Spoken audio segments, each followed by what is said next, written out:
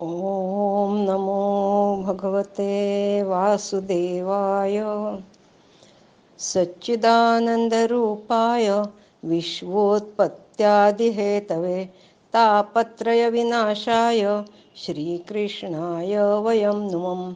यं प्रव्रजन्तं नुपेतं पेतकृत्यं द्वैपायनो विरहकातर आजुहाव पुत्रेति तन्मयता तरवोऽभिनेदु स्तं सर्वभूतहृदयं मुनिमानतोऽस्मि.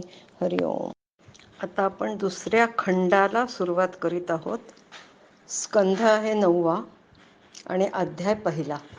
ह्या अध्यायात आपण वैवस्वत मनुचा पुत्र सुद्युम्नाची कथा ऐकणार आहोत. मागील कल्पाच्या शेवटी द्रविड देशाचा राजा सत्यव्रत म्हणजेच श्राद्धदेव याने भगवंतांची अपार सेवा करून ज्ञान प्राप्त करून घेतले आणि तोच या कल्पामध्ये वैवस्वत मनु म्हणून प्रसिद्ध झाला.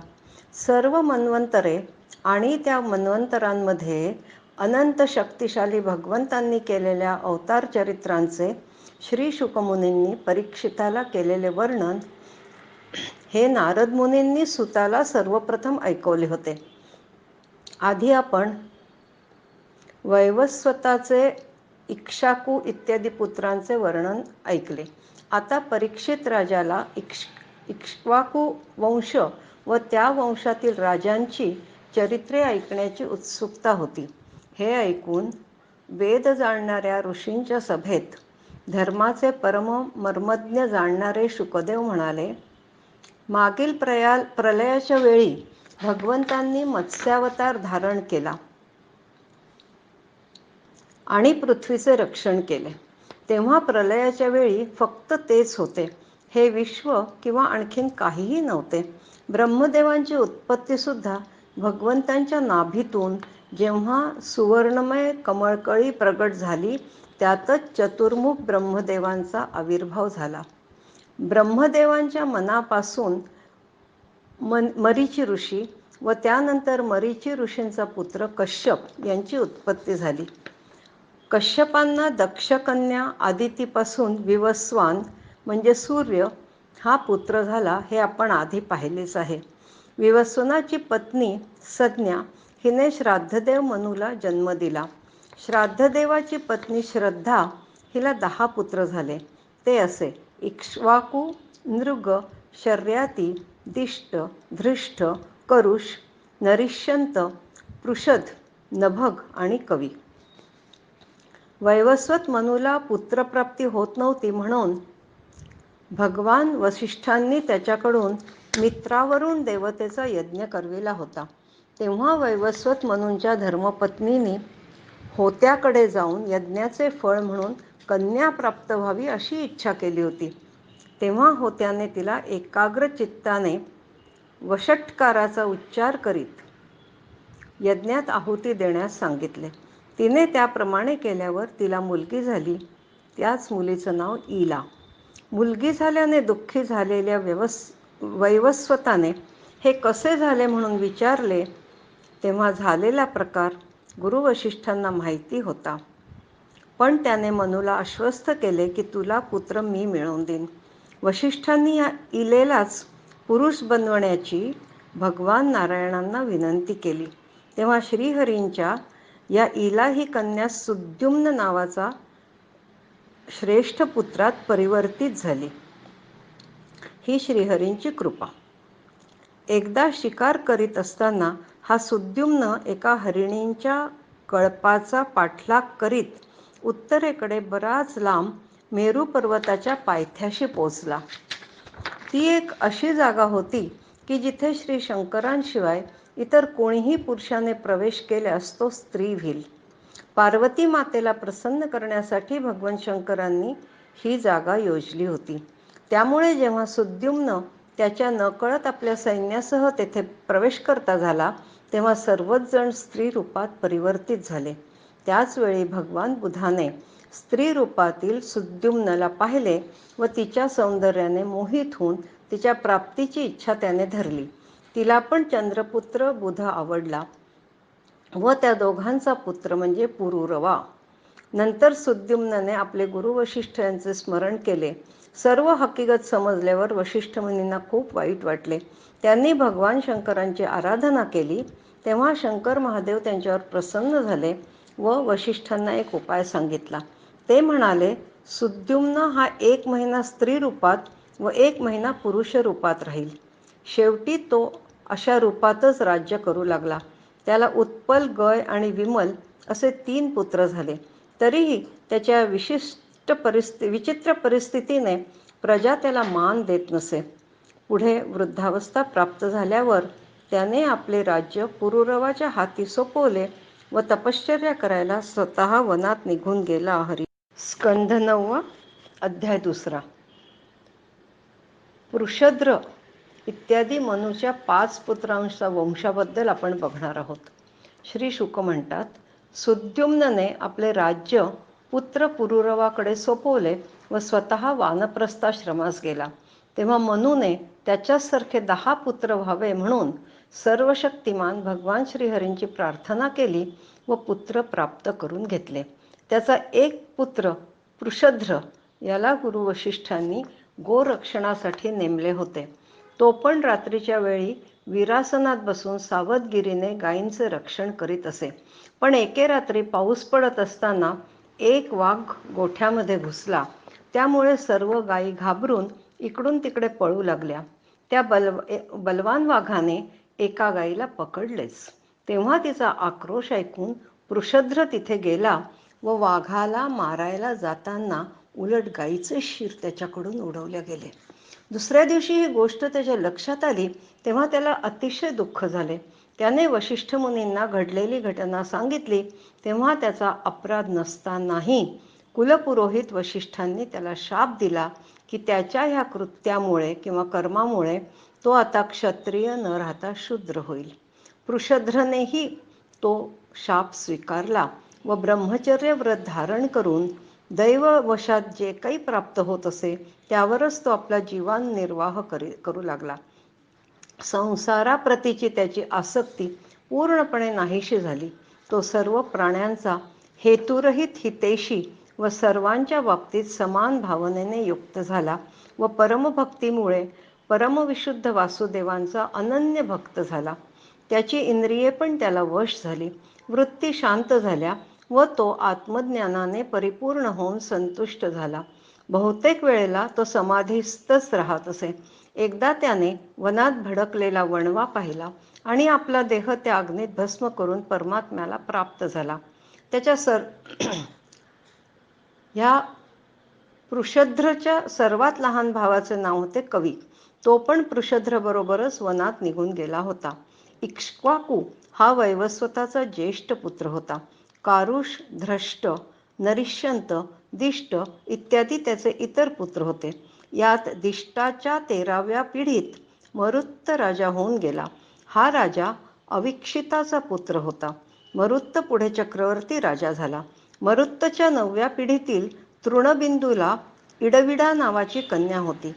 तिचा विवाह मुनिवर विश्रवाशी झाला व त्यांनीच कुबेराला जन्म दिला. इडविडाचे भाऊ विशाल, शून्यबंधू व धूमकेतू हे होत. विशालच्या वंशाने तृणबिंदूची कीर्ती वाढवली. हरिओम. स्कंध 9, अध्याय 3. ह्या अध्यायात आपण महर्षी च्यवन आणि सुकन्येचे चरित्र बघणार आहोत. शिवाय शर्यातीचा वंश काय होता ते पण बघणार आहोत. मनुपुत्र राजा शर्याती वेदपारंगत होता. त्याने अंगिरा ऋषींच्या यज्ञामध्ये दुसऱ्या दिवसाचे कर्म सांगितले होते. शर्यातीच्या कन्येचे नाव सुकन्या. एके दिवशी ते दोघे आपल्या सेनेसह एका वनातून जात होते. जाता जाता ते च्यवन ऋषींच्या आश्रमात जाऊन पोचले.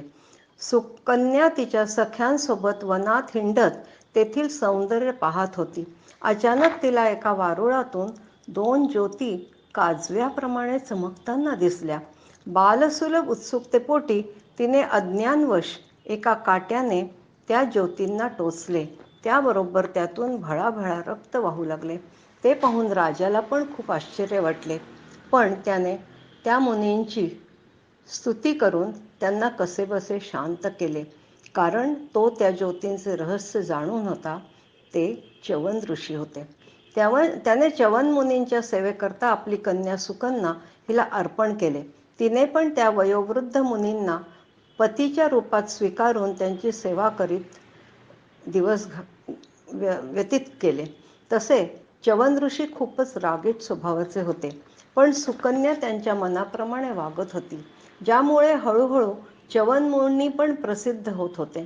एकदा त्यांच्या आश्रमात दोन्ही अश्विनी कुमार आले असता च्यवन मुनींनी त्यांना त्यांची तारुण्यावस्था प्रदान करण्याची विनंती केली. शिवाय त्या बदल्यात अश्विनी कुमारांना यज्ञांमध्ये सोमरसाचा अधिकार प्राप्त करून देण्याचे वचनही दिले. अश्विनी कुमारही मग तयार झाले व तेथे जे एक सिद्धांनी बनवलेलं कुंड होतं त्यात स्नान करून येण्यास ऋषींना सांगितले. त्यांच्याबरोबर अश्विनी कुमारही कुंडात प्रवेशले. थोड्याच वेळात कुंडातून 3 देखणे तेजस्वी तरुण बाहेर आले. त्यातले च्यवन मुनी कोणते हे ओळखू न आल्याने सुकन्या गोंधळून गेली व अश्विनी कुमारांना शरण गेली. तिच्या पातिव्रत्याने अश्विनी कुमार प्रसन्न झाले व त्यांनी तिचा पती च्यवन मुनी यांना तिच्या स्वाधीन केले व स्वतः आपल्या विमानातून स्वर्गाकडे निघून गेले. पण जाण्यापूर्वी त्यांनी च्यवन मुनींची आज्ञा पण घेतली. नंतर एका यज्ञासाठी आमंत्रण देण्यासाठी शर्यती जेव्हा च्यवन मुनींच्या आश्रमात आला तेव्हा आपल्या कन्येबरोबर तरुण पुरुषाला पाहून तो गोंधळून गेला व आपल्याच मुलीच्या चारित्र्यावर संशय घेऊ लागला.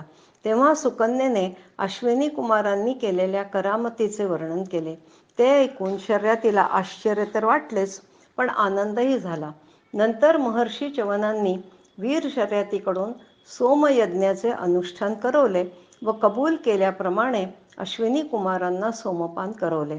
इंद्राला मात्र हे सहन झाले नाही, म्हणून तो शर्यतीला मारायला निघाला, पण च्यवन महर्षींनी त्याला थांबवले व अश्विनी कुमारांना त्यांचा अधिकार मिळाला. शर्यतीला 3 पुत्र उत्तानबर्ही, अनर्त व भूरिशेन.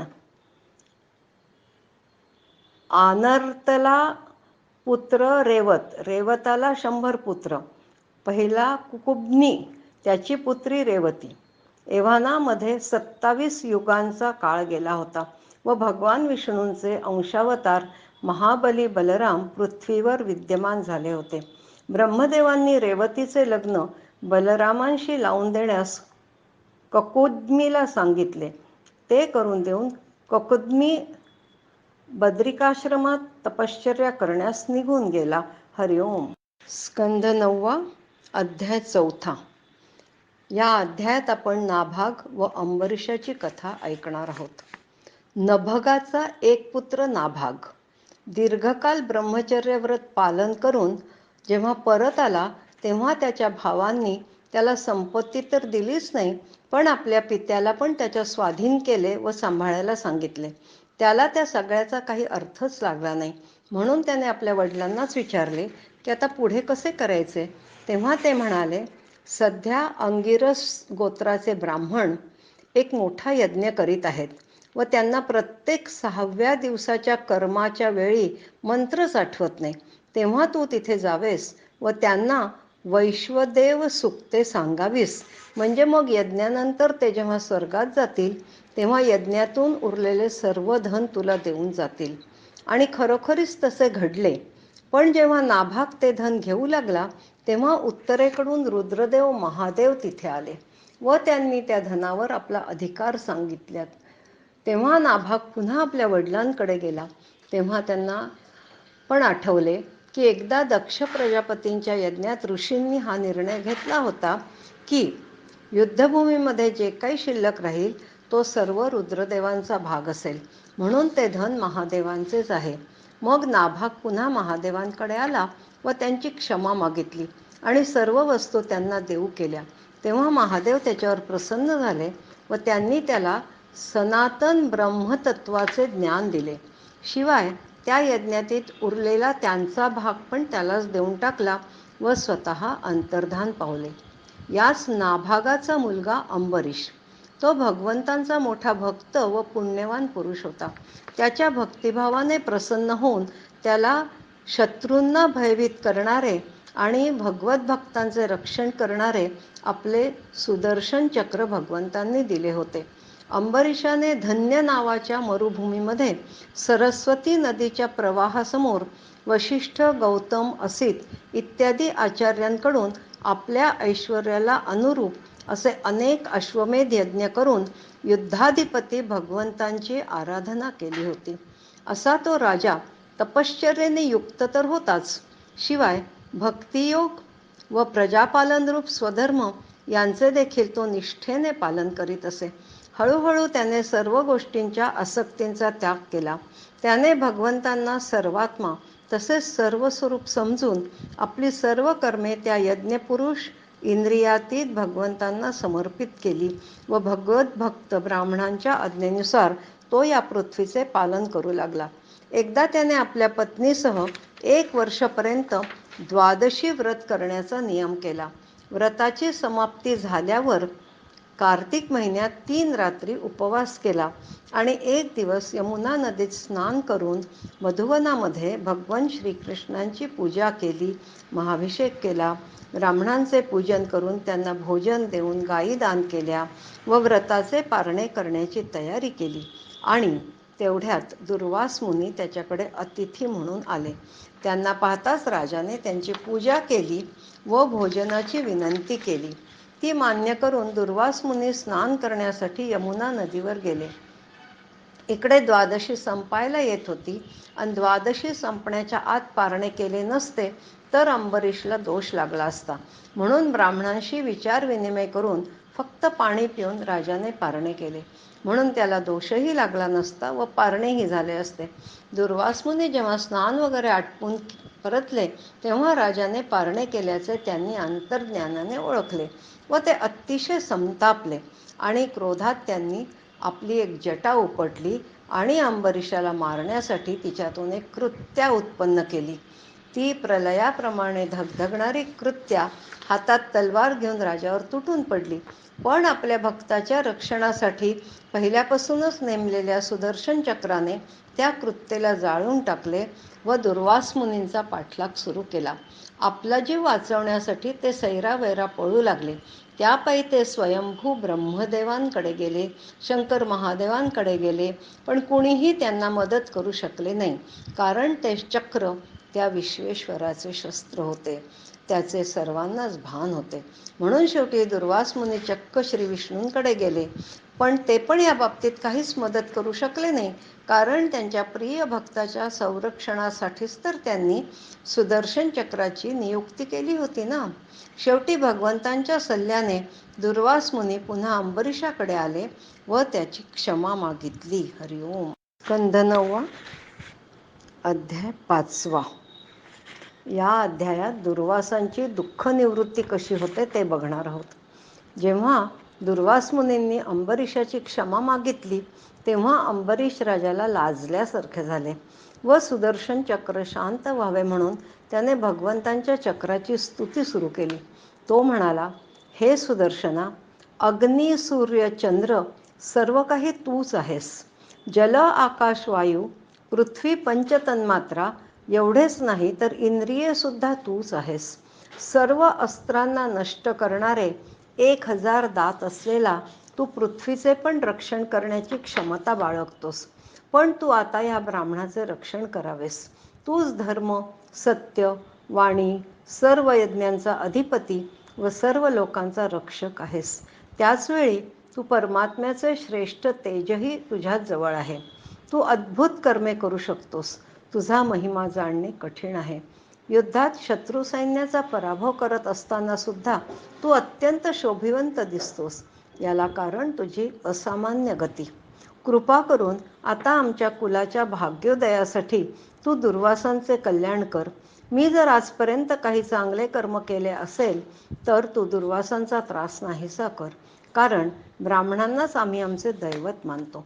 या स्तुतीमुळे व प्रार्थनेमुळे ते चक्र शांत झाले. तेव्हा दुर्वासांनी अंबरीशाची प्रशंसा करून त्याला अनंत आशीर्वाद दिले. अंबरीषाच्या करुणेने ते भारावून गेले होते. नंतर राजाने दुर्वासांना अगत्याने भोजन दिले, मग स्वतःने उपवास सोडला. या सर्व गडबडीत 1 वर्षाचा काळ लोटला होता. पण इतके दिवस राजा फक्त पाणी पिऊन राहिला होता. विरूप, केतुमान व शंभू हे अंबरीषाचे पुत्र होते. ते पण त्याच्यासारखेच गुणी होते.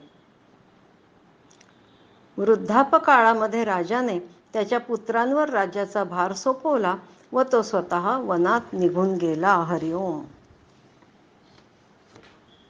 स्कंध 9, अध्याय 6.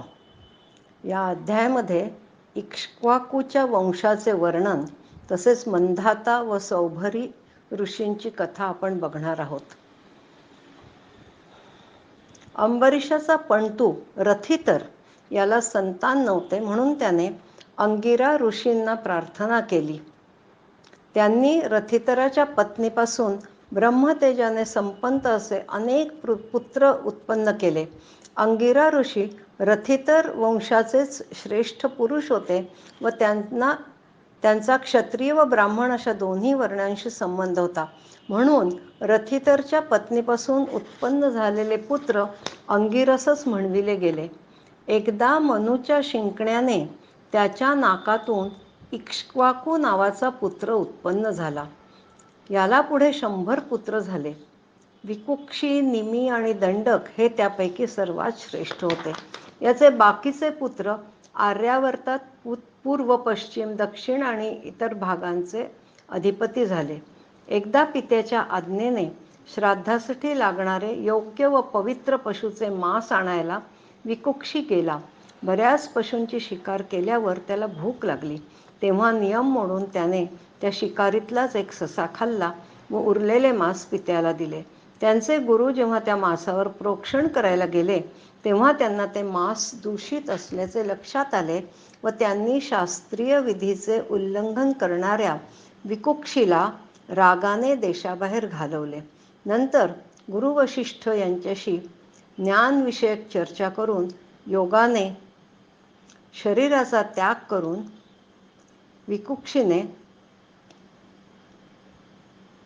परमपद प्राप्त करून घेतले.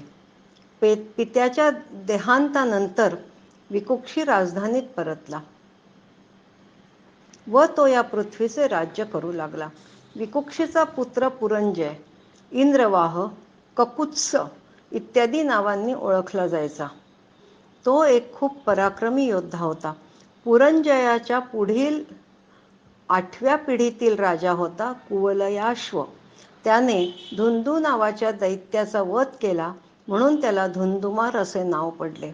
हा कुवलयाश्व धुंदूला मारण्यासाठी आपल्या 21,000 पुत्रांना बरोबर घेऊन गेला होता. पण धुंदू दैत्याच्या मुखातील अग्नीमुळे फक्त 3च पुत्र जिवंत राहिले व बाकी सर्व जळून गेले.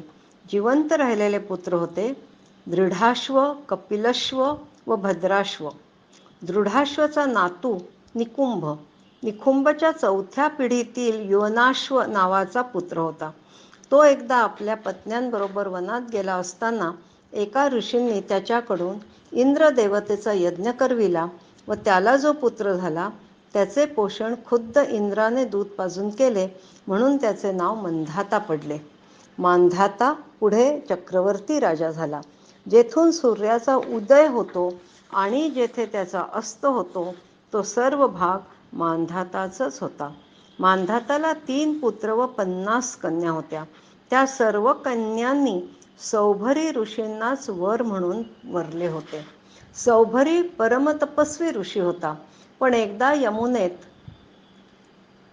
माशांचा समागम पाहून त्यालाही विवाहाची इच्छा झाली आणि राजा मांधात याच्याकडे त्याने एका कन्येशी विवाह करण्याची इच्छा दर्शवली.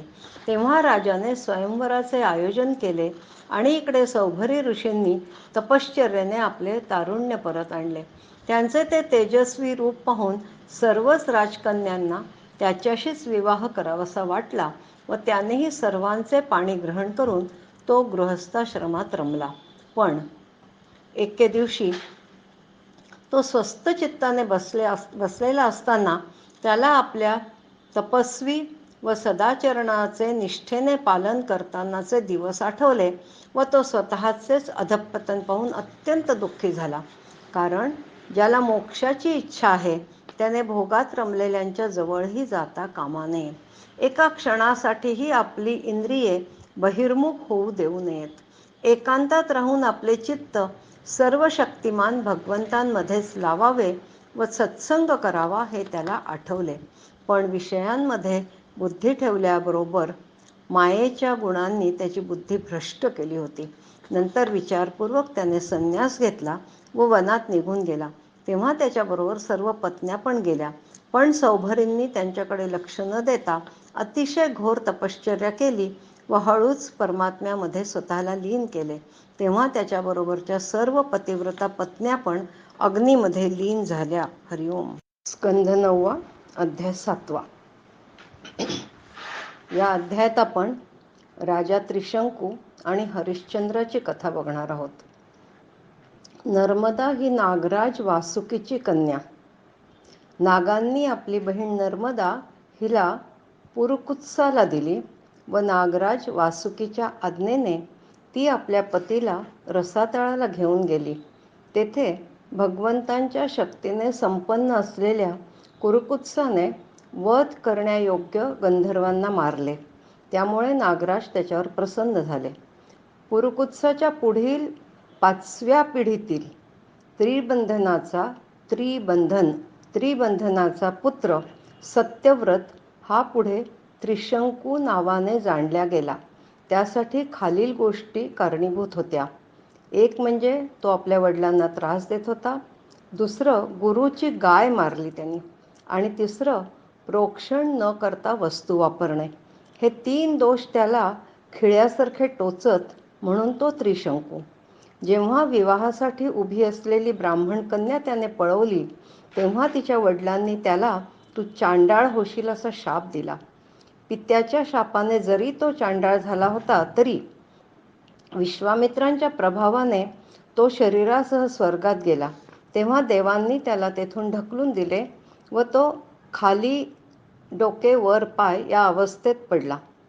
पण विश्वामित्रांनी आपल्या तपोबलाने त्याला आकाशातच स्थिर केले, म्हणून तो अजूनही आकाशातच लटकत असलेला दिसतो. या त्रिशंकूचा पुत्र हरिश्चंद्र. याला संतान नव्हते म्हणून तो अतिशय उदास असे. त्यानं पुत्रप्राप्तीकरता वरुण राजाला प्रार्थना केली व जर त्याला पुत्र झाला तर त्यानेच वरुणाचा यज्ञ करेल असे वचन दिले. पुढे पुत्रप्राप्तीनंतर वरुणाने त्याचा यज्ञ करण्याची आठवण करून दिली. तेव्हा हरिश्चंद्राने पुन्हा थोडी मुदत मागून घेतली व प्रत्येक वेळेला पुत्रप्रेमाने यज्ञ करणे तो टाळू लागला. हरिश्चंद्र पुत्र रोहित याला जेव्हा हे समजले की आपला पिता आपल्यालाच यज्ञात बळी देण्याचे कबूल करून बसला आहे, तेव्हा तो सरळ वनात निघून गेला. इकडे वरुणाने हरिश्चंद्राला ग्रासले, ज्यामुळे त्याला जलोदर झाला. यात 5 वर्षे निघून गेली. नंतर त्याने अजिगर्ताकडून त्याचा मधला मुलगा शुनाशेप याला विकत घेऊन वडिलांना यज्ञपशु बनविण्यासाठी स्वाधीन केला. या यज्ञानंतर हरिश्चंद्राची जलोदरातून सुटका झाली. नंतर विश्वामित्रांनी त्याला आत्मज्ञानाचा उपदेश केला व त्याला निर्वाण प्राप्ती करून दिली. हरिओम. स्कंध 9, अध्याय 8. या अध्यायात आपण सगराचे चरित्र बघणार आहोत. हरिश्चंद्र पुत्र रोहित याच्या 8व्या पिढीत सगरचा जन्म झाला. याच्या जन्माची कहाणी विलक्षण आहे. हरित हा रोहितचा पुत्र. या हरिताच्या 7व्या पिढीत बाहुक हा राजा झाला, म्हणजे तो हरिश्चंद्राचाच वंशज होता. एकदा शत्रूंनी बाहुकाचा युद्धात पराभव केला तेव्हा तो वनात निघून गेला. त्याच्यासह त्याची गर्भवती पत्नी पण गेली. पण पुत्रजन्माच्या आधीच बाहुकाचा मृत्यू झाला आणि 30 संधी साधून बाहुकाच्या इतर राण्यांनी या गर्भवती राणीला विष दिले. पण त्या विषाला घेऊनच त्या बालकाचा जन्म झाला. विषासह जन्म झाला. विष म्हणजे गर. जन्म झाला असल्याने त्याचे नाव सगर पडले. पुढे हा अतिशय कीर्तिमान चक्रवर्ती राजा झाला. त्याच्याच पुत्रांनी पृथ्वी खोदून समुद्र तयार केला, म्हणून तो सागर. एकदा सगरने अश्वमेध यज्ञ सुरू केला, तर त्याचा यज्ञात सोडलेला घोडा इंद्राने चोरून नेला. तो घोडा शेवटी समाधीत बसलेल्या कपिल मुनींच्या आश्रमात सापडला. सगरचे शिपाई व मुले कपिल मुनींना मारणार इतक्यात त्यांची समाधीभंग झाली व कपिल मुनींसारख्या महापुरुषावर संशय घेतल्याने व त्यांचा तिरस्कार केल्याने कपिल मुनींच्या ठायी अग्नी उत्पन्न होऊन सर्वजण जळून खाक झाले. त्यांना ना कपिलांनी शाप दिला होता की ते रागवले होते. सगराची माणसे व मुले स्वतःच्याच कर्माने जळून गेले. सगरच्या दुसऱ्या पत्नीचा मुलगा अंशुमन, तो सतत सगर राजाच्या सेवेत असे. इतर मुलांच्या मृत्यूनंतर हा अंशुमान यज्ञाचा घोडा व आपल्या मेलेल्या भावांच्या शरीराचे भस्म व आपल्या मेलेल्या भावांना शोधायला निघाला. तेव्हा त्याला कपिल मुनींच्या आश्रमाजवळ यज्ञाचा घोडा व आपल्या मेलेल्या भावांच्या शरीराचे भस्म दिसले. त्याने कपिल मुनींचे श्रेष्ठत्व माहिती असल्यामुळे प्रथम त्यांना वंदन केले व त्यांची स्तुती सुरू केली. कपिल मुनी प्रत्यक्ष भगवंतांचे अंश अवतार होते, हे सर्व विदित होते. ते शुद्ध सत्वगुणांचे आश्रय होते. त्यांनी या जगात सांख्यशास्त्ररूपी अशी एक नाव तयार केली होती की मुक्तीची इच्छा करणारा कोणीही व्यक्ती हिच्याद्वारे संसार सागर पार करू शकत असे. शिवाय कपिल मुनी परमज्ञानी होते, ते ज्ञानधन होते, ते सनातन आत्मा होते व लोकांना ज्ञानाचा उपदेश करण्यासाठीच तर त्यांनी हा देह धारण केला होता. आता तर अशा दैवी मुनींच्या केवळ दर्शनानेच अंशुमनाच्या सर्व कामना, कर्म व इंद्रियांचा आश्रय असणारा मोहाचा फासच गळून पडला. त्याच्या स्तुतीने प्रसन्न होऊन कपिल मुनींनी तो घोडा त्याला यज्ञस्थळी नेण्यास सांगितले व जळून मेलेल्या त्या भावांना गंगाजलाने उद्धार करण्यास सांगितले. अंशुमानाने घोडा परत आणल्यावर सगरने यज्ञपशूच्या द्वारा यज्ञाची समाप्ती केली. पुढे हाच अंशुमान राजसिंहासनावर बसला. भागीरथ चरित्र व गंगावतरण. राजा अंशुमानाने गंगेला पृथ्वीवर आणण्यासाठी पुष्कळ वर्षे घोर तपश्चर्या केली, पण त्याला त्यात यश मिळाले नाही. कालांतराने त्याचा मृत्यू झाला. अंशुमान पुत्र दिलीप यानेही गंगेसाठी खूप प्रयास केले, पण तेही व्यर्थ ठरले. पण दिलीपचा पुत्र भगीरथ याच्या अथक प्रयत्नांमुळे गंगामाता त्याच्यावर प्रसन्न झाली. तेव्हा त्याने तिला मृत्यूलोकात पृथ्वी तलावर येण्याची विनंती केली. तेव्हा तिने त्याला जाणीव करून दिली की मी जेव्हा पृथ्वी तलावर पडेन तेव्हा माझा प्रचंड वेग पृथ्वी सहन करू शकणार नाही. अशाने मी पृथ्वी फोडून रसातळाला जाईन व माझ्या पाण्याचा नाही पिण्यासाठी नाही कोणाची पापे धुण्यासाठी उपयोग करून घेता येईल. आणि मग माझं अशुद्ध झालेलं पाणी पण मी कसं शुद्ध करीन? तेव्हा भगीरथ म्हणाला, सत्पुरुष, संन्यासी, शांत, ब्रह्मनिष्ठ आणि लोकांना पवित्र करणारे सज्जन आपल्या अंगस्पर्शाने तुझे पाणी शुद्ध करतील, कारण त्यांच्यामध्ये पाप नाहीसे करणारे भगवान स्वयं वास करतात. शिवाय सर्व प्राण्यांचा आत्मा असणारे रुद्रदेव तुझा वेग धारण करतील, कारण ज्याप्रमाणे एखादे वस्त्र सुताने ओतप्रोत भरलेले असते त्याप्रमाणे हे सर्व विश्व भगवान रुद्रदेवांनीच ओतप्रोत भरलेले आहे. असे बोलून नंतर भगीरथाने कठीण तपश्चर्या करून भगवान शंकरांना प्रसन्न करून घेतले व त्यांना गंगेला धारण करण्याची प्रार्थना केली. भगवान शंकरांनी ती प्रार्थना स्वीकार केली व म्हणाले, प्रत्यक्ष भगवान श्रीहरींच्या चरणांच्या स्पर्शाने जिचे पाणी पवित्र झाले आहे त्या गंगेला मी अतिशय दक्षतेने माझ्या मस्तकावर धारण करेन. आता वायुवेगाने चालणाऱ्या रथात बसून भगीरथ पुढे पुढे जात होता व श्रीशंकरांच्या जटेत धारण होऊन गंगा नदी भगीरथाच्या मागे मागे जात होती. अत्यंत वेगाने पळणारी नदी वाटेत येणाऱ्या सर्व देशांना पण पवित्र करीत होती. आता भगीरथ तिला ज्या ठिकाणी कपिल मुनींच्या क्रोधाग्नीमुळे भस्म झालेले आपल्या पूर्वज व बंधू होते त्या जागी घेऊन आला. त्यांच्या शरीराच्या राखेला गंगाजलाचा स्पर्श होताच त्यांना गती मिळून ते स्वर्गात गेले.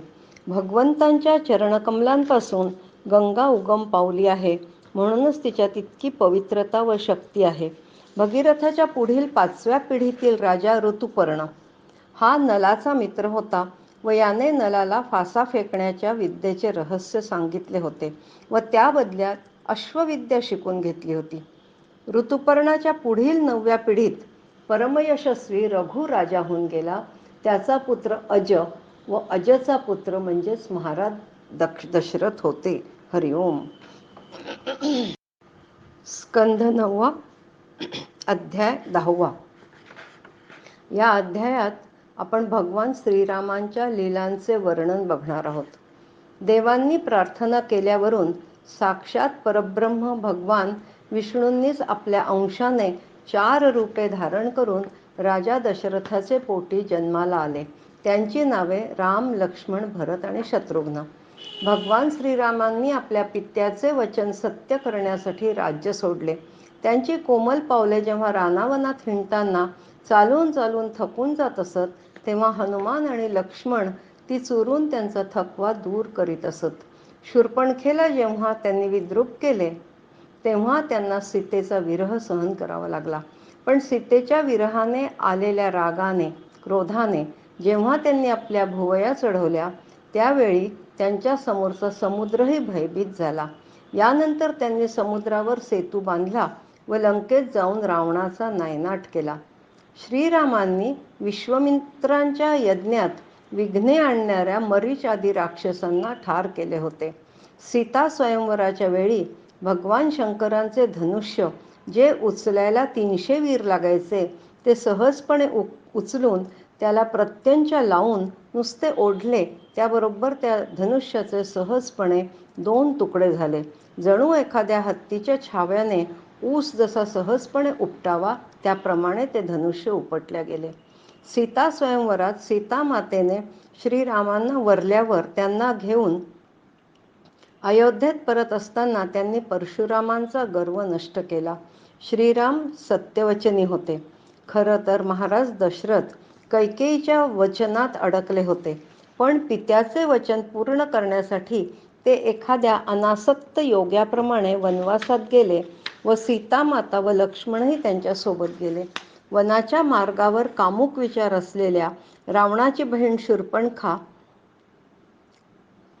हिला कुरूप केले. तसेच तिचे 3 बंधू दूषण, त्रिशिरा व खर यांच्याबरोबरच 14,000 राक्षसांनाही ठार केले.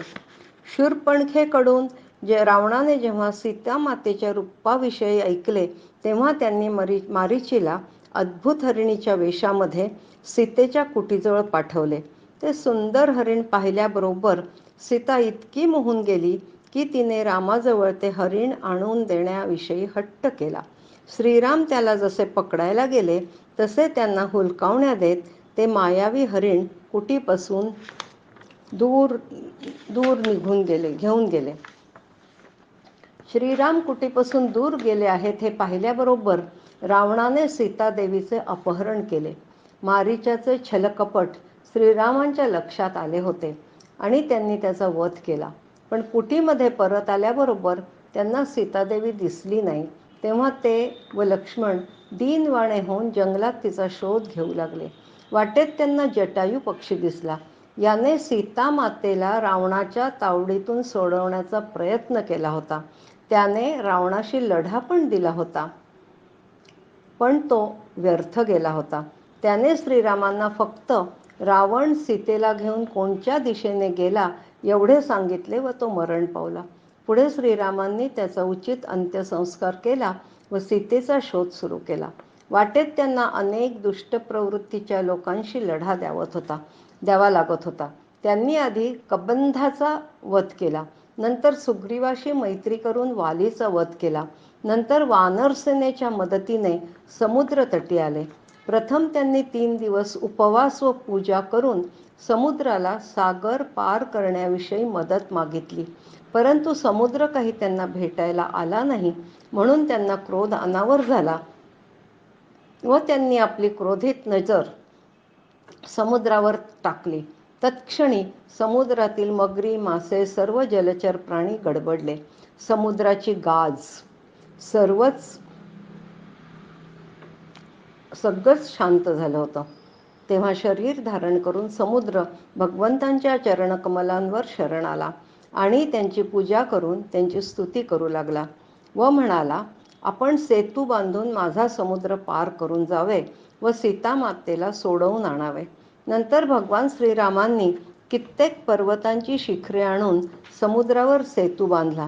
इकडे रावणाचा भाऊ बिभीषण याला रावणाचे कृत्य अजिबात आवडले नव्हते, म्हणून तो श्रीरामांना भेटायला गेला व त्यांना शरणच गेला. त्याच्याच सल्ल्याने सुग्रीव, नील, हनुमान इत्यादींच्या बरोबर श्रीरामांनी लंकेत प्रवेश केला. हनुमानाने तर आधीच एकदा सीतामातेचा ठावठिकाणा शोधून काढला होता आणि त्याच वेळेला त्याने बरीचशी लंका पण जाळून टाकली होती. आता तर श्रीराम बरोबर गेलेल्या वानरसेनेने सर्व लंका उद्ध्वस्त केली.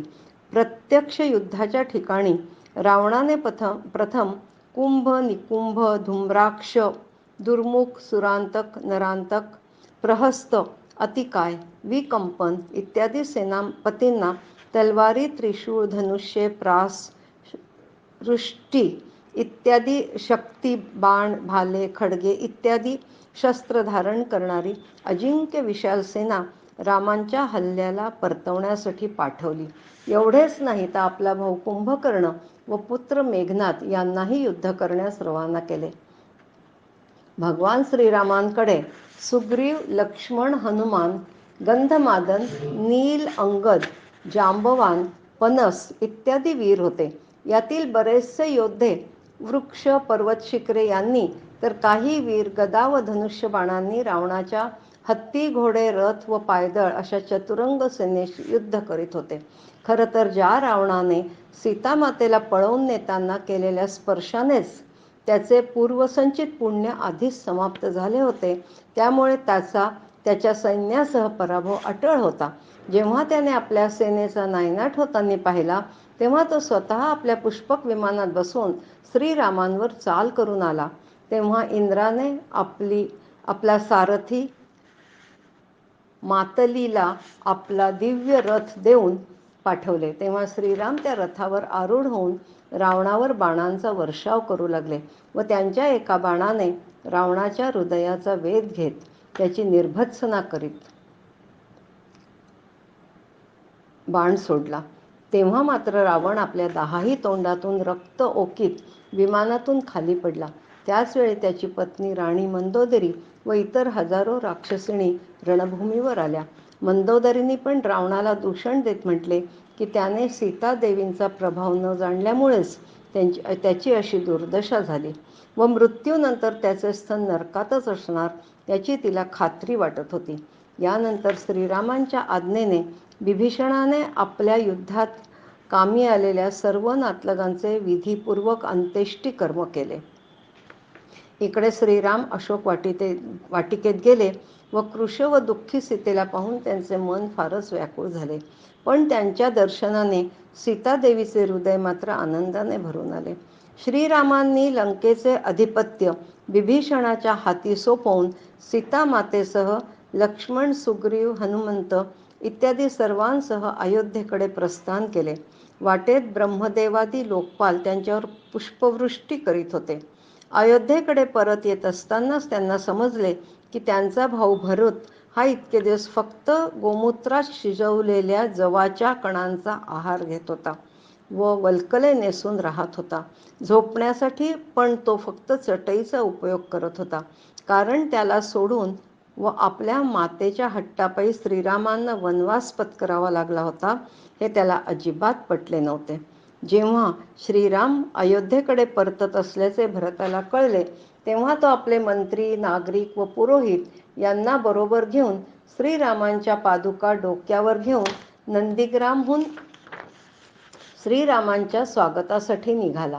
त्याच्याबरोबरचे लोक मंगलगीते गात होते व वाद्य वाजवित होते, तर ब्राह्मण वृंद वेदमंत्रांचे पठण करीत होते. सर्वांनी श्रीरामांसाठी अनेक भेटवस्तू पण घेतल्या होत्या. श्रीरामांना पाहताच भरताचे हृदय भरून आले व डोळ्यातून अश्रू वाहू लागले.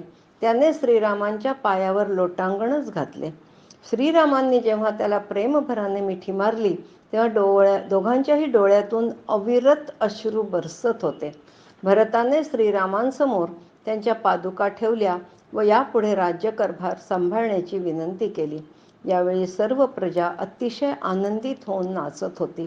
यानंतर सर्वजण विमानाने अयोध्या नगरीकडे निघाले.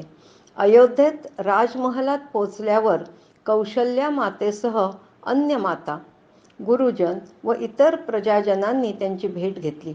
यानंतर गुरु वशिष्ठांनी श्रीरामांच्या जटा उतरवल्या.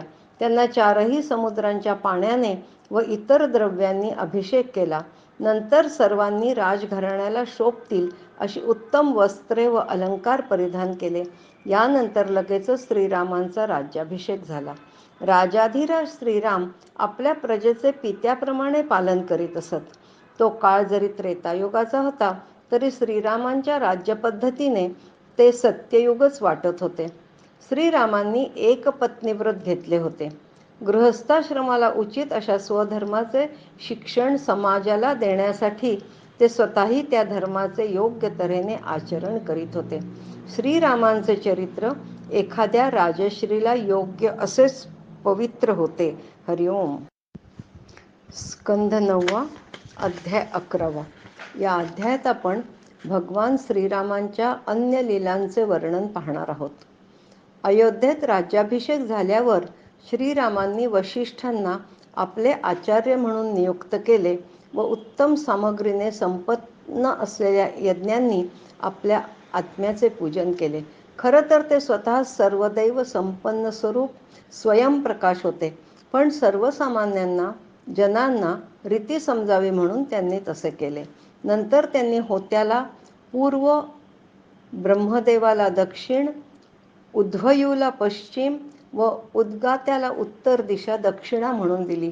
त्यानंतर जेवढी भूमी शिल्लक राहिली ती त्यांनी आचार्यांना दिली.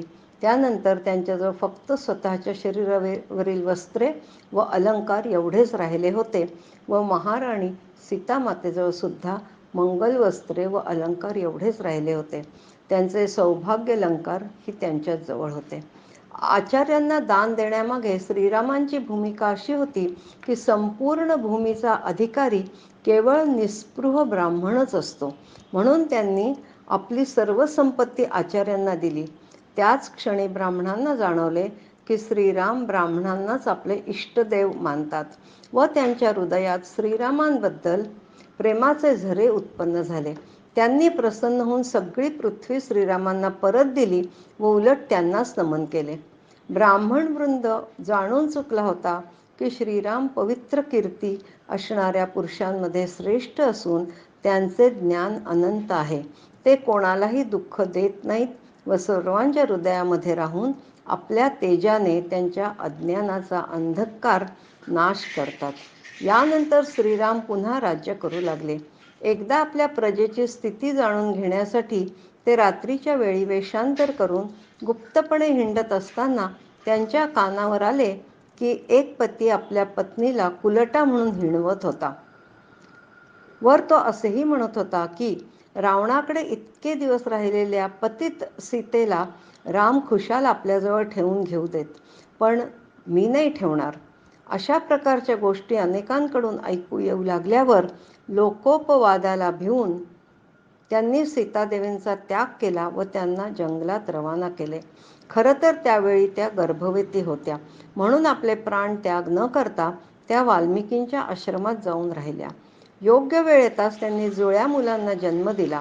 वाल्मिकी मुनींनी त्या बालकांचे जातकर्मादी संस्कार करून त्यांना लवकुश अशी नावे दिली. यानंतर सीतामातेने आपल्या मुलांना वाल्मिकींच्या हाती सोपवले व श्रीरामांचे ध्यान करत भूमी प्रवेश केला. ते वृत्त ऐकल्यावर श्रीरामांना शोकावेग आवरणं कठीण झालं. स्त्री पुरुष संबंधच सर्व दुःखांना कारणीभूत असल्याचे त्यांच्या मनाने घेतले.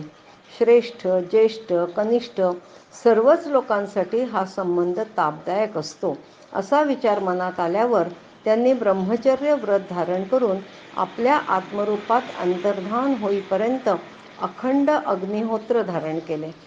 श्रीरामांचे इतर बंधू लक्ष्मण, भरत, शत्रुघ्न यांनी आपापले संसार केले. लक्ष्मणाला अंगद व चित्रकेतू ही 2 मुले झाली. भरताला तक्ष व पुष्कल ही 2 मुले होती व शत्रुघ्नाला सुबाहू व श्रुतसेन ही मुले होती. ज्यांना ज्यांना श्रीरामांच्या दर्शनाचा योग आला अथवा सहवास लाभला व ज्यांनी त्यांचे अनुयायित्व स्वीकारले किंवा ज्यांना त्यांना स्पर्श करण्याचा योग आला त्या सगळ्यांना असा एक परलोक मिळाला की जेथे मोठमोठे योगी अनेक योगसाधना करून जातात. इतकेच नाही तर सर्व अयोध्या निवासींना सुद्धा तोच लोक मिळाला.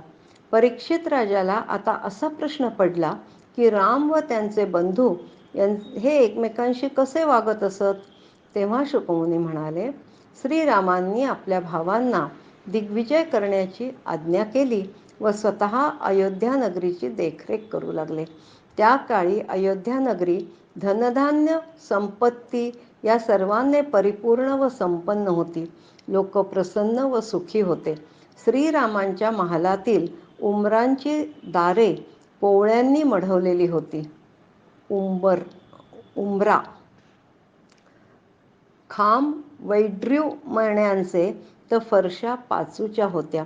भिंती स्फटिकांच्या होत्या आणि सर्वत्र अत्यंत संपन्नता नांदत होती. हरिओम. स्कंध 9 अध्याय 12. या अध्यायात आपण थोडक्यात इक्ष्वाकू वंशाच्या अन्य राजांचे वर्णन बघणार आहोत. श्रीराम पुत्र कुशच्या पुढील 10व्या पिढीत वज्रनाभचा जन्म झाला. हा वज्रनाभ म्हणजे सूर्याचा अंश होता. कुशच्या 13व्या पिढीत हिरण्यनाभाचा जन्म झाला. हा जैमिनींचा शिष्य आणि योगाचार्य होता.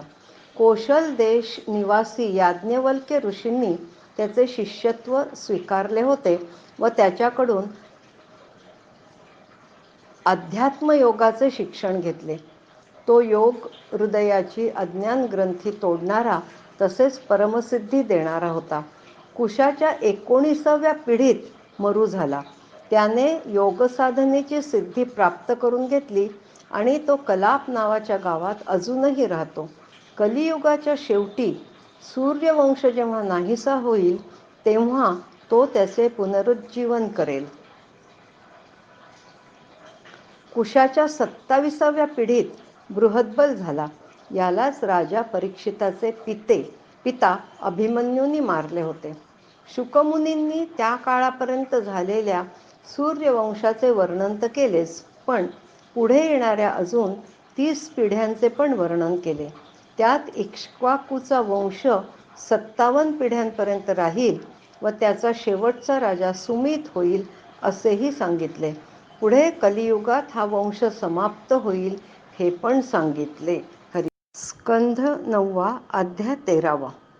या अध्यायात आपण इक्ष्वाकू पुत्र निमी याच्या वंशाचे वर्णन बघणार आहोत. इक्ष्वाकूचा पुत्र निमी याने एकदा यज्ञ प्रारंभ करून महर्षी वशिष्ठांना ऋत्विज होण्यासाठी निमंत्रित केले. पण इंद्राकडच्या यज्ञाचे आधीच निमंत्रण स्वीकार केलेले असल्यामुळे त्यांनी इंद्राकडचा यज्ञ पूर्ण झाल्यावर निमीकडे येण्याचे ठरविले. पण क्षणभंगूर जीवनाची शाश्वती न वाटल्याने निमीने दुसऱ्या ऋत्विजांकरवी यज्ञाला प्रारंभ केला. इकडे इंद्राकडचा यज्ञ पूर्ण झाल्यावर जेव्हा वशिष्ठ मुनी निमीकडे आले तेव्हा त्याने त्यांच्या अपरोक्ष यज्ञ प्रारंभ केलेला पाहून त्यांनी निमीला मृत्यूचा शाप दिला.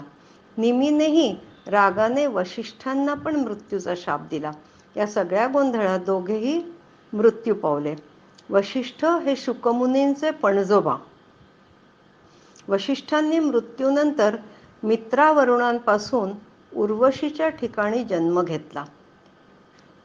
तिकडे निमीचे शरीर इतर श्रेष्ठ मुनींनी सुगंधित वस्तूंमध्ये ठेवले होते व याग समाप्तीनंतर आलेल्या देवांना निमी राजाला जिवंत करण्याची विनंती केली.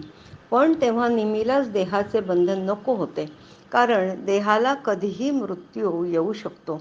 तेव्हा देवांनी निमी राजाचे वास्तव्य प्राण्यांच्या डोळ्यामध्ये राहील, तेथे तो आपल्या इच्छेने राहील व तेथे सूक्ष्म शरीराने भगवंतांचे चिंतन करीत राहील असा वर दिला.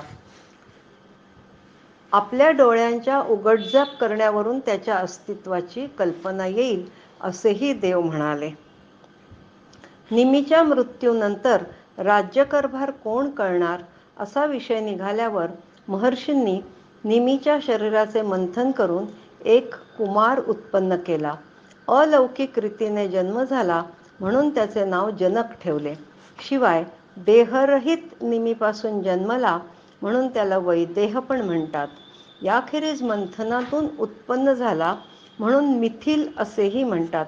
यानेच मिथिलापुरी वसवली. जनकाच्या पुढच्या 20व्या पिढीत सीरध्वज नावाचा राजा झाला. तो जेव्हा यज्ञासाठी जमीन खणत होता तेव्हा त्याच्या सीराचा म्हणजे नांगराचा ध्वज याचे टोक लागून सीता प्रगट झाली म्हणून त्याचे नाव सीरध्वज पडले. जनकाच्या एकूण 57 पिढ्यांचा इथे मागोवा घेता आला.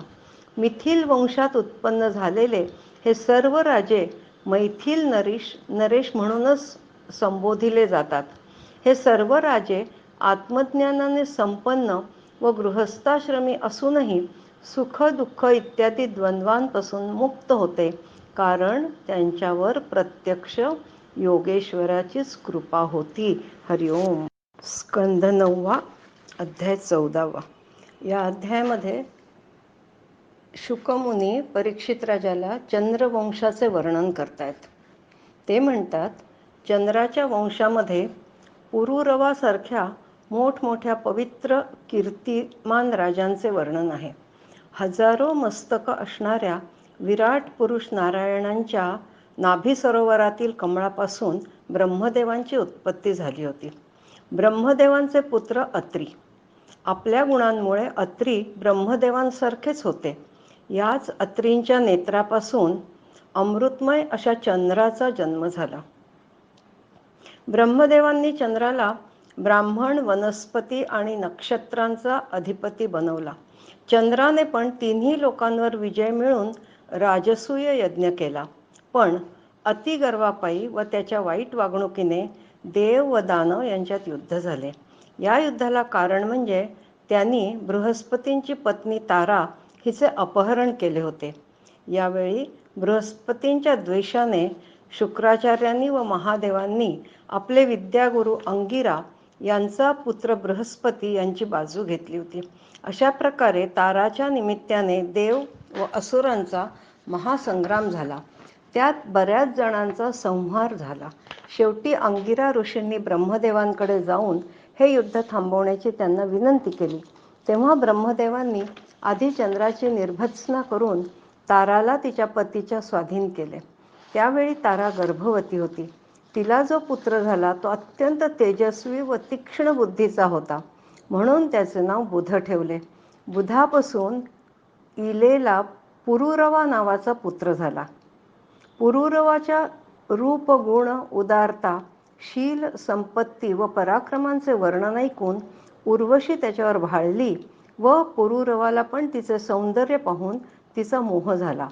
पण त्या स्वर्गातील अप्सरेने पुरुरवासोबत राहण्यापूर्वी त्याला काही अटी घातल्या. बरेच दिवस ते आनंदात राहत होते. पण तिकडे स्वर्गामध्ये मात्र उर्वशी नसल्यामुळे इंद्राला स्वर्गात सुने वाटू लागले. म्हणून त्याने एक षडयंत्र रचले, जेणेकरून उर्वशीचे मन पुरुरवा वरून उडावे. ते षडयंत्र यशस्वी झाले व उर्वशी त्याला सोडून स्वर्गात निघून गेली. बऱ्याच दिवसांनी कुरुक्षेत्रामध्ये सरस्वतीच्या तटावर उर्वशी आपल्या 5 मैत्रिणींबरोबर विहार करीत असताना पुरुरवाने तिला पुन्हा पाहिले. तेव्हा त्याने तिची खूप मनधरणी केली. तेव्हा तिने दर 1 वर्षानंतर 1 रात्र ती त्याच्या संगतीत राहील व तेव्हा त्यांना आणखीही मुले होतील असे सांगितले. पुरुरवाने नंतर गंधर्वाची स्तुती केली. पुरुरवाच्याच राज्यात जेव्हा त्रेतायुग सुरू झाले तेव्हा त्याच्या हृदयात तिन्ही वेद प्रगट झाले. त्रेतायुगापूर्वी सत्ययुगात ओंकार हा एकच वेद होता. सर्व वेद शास्त्रे त्यातच अंतर्भूत होती. देव फक्त नारायणच होता, अग्नी पण फक्त एकच होता आणि हंस हा एकच वर्ण होता.